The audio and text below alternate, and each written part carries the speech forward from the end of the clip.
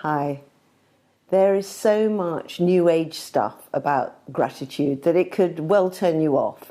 But actually there's a lot of science, neuroscience and psychology that discusses it and says that it makes us happier. Well, I think in this time of lockdown we all want a bit more happiness, don't you think?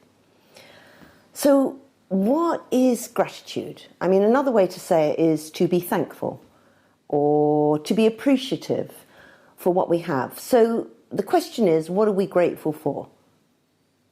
What we have or what we don't have, are we more attending to what we don't have? So we're switching it around. We're going, what are we grateful for the people in our lives?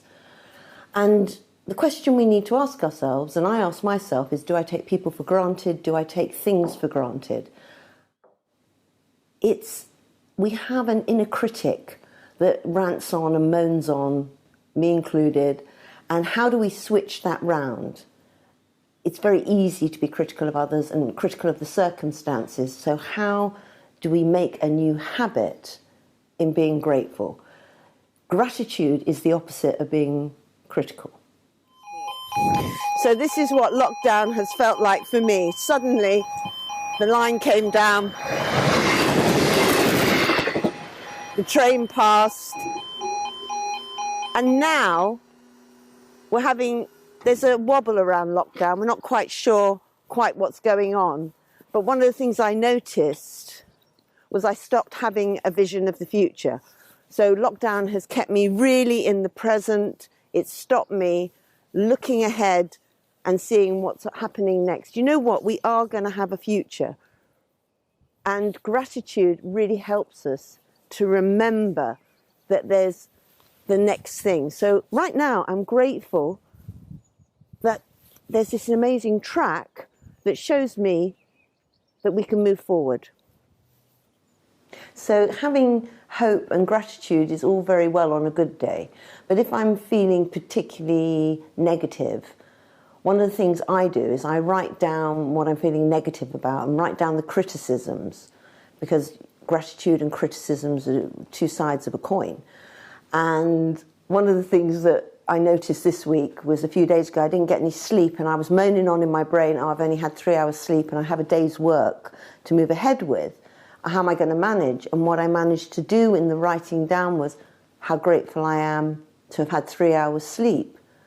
And I wrote that down a few times, and then suddenly, and what was interesting, I just felt a bit easier and I felt grateful that I had slept even a little bit. Now, one of the things was a huge ask for me, and I don't know if it's like that for you, but going to the supermarket, that first experience of going in the new times, in the new social distance, the disinfectant, the trolleys, the space in the supermarket, and all the things it brought up in me, and how I needed to reframe that in my mind and in my feelings, which has been a big ask. The first time somebody cleaned my trolley, I felt so grateful that they were taking care of me and looking after me by putting this disinfectant and cleaning it so I could enter the shop. And then in the queue with the social distancing, people started to chat across that distance, but there was a respect and a quietness and something I hadn't noticed before in shopping. A spatial distance actually was quite respectful.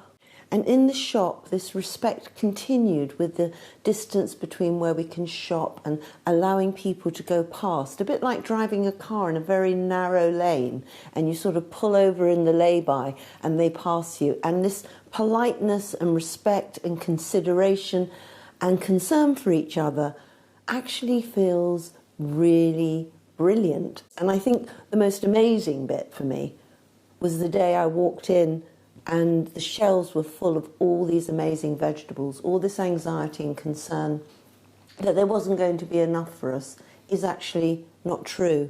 And I find myself incredibly thankful and grateful there's enough food and products that we need. So this is a practical exercise to encourage the building of gratitude and feeling a bit happier.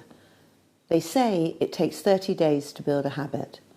So if we do gratitude relentlessly, it will become something that we do for the rest of our lives. And the exercise is, in the morning, write down 5 things you're grateful for. Very simple things. It could be the fact you've woken up in your bed and you've had a good night's sleep, or you're comfy, or you've had a cup of tea, or you've taken the first breath of fresh air.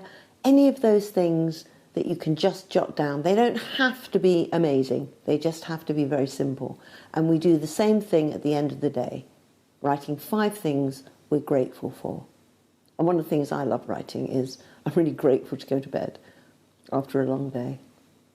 Well, I wish you a great week. I will see you next week. Do leave a comment. Love to hear from you. Any of your gratitudes, love to hear it. Any of your happy moments, be great to hear it. And your not so happy moments. I will see you then. Bye now.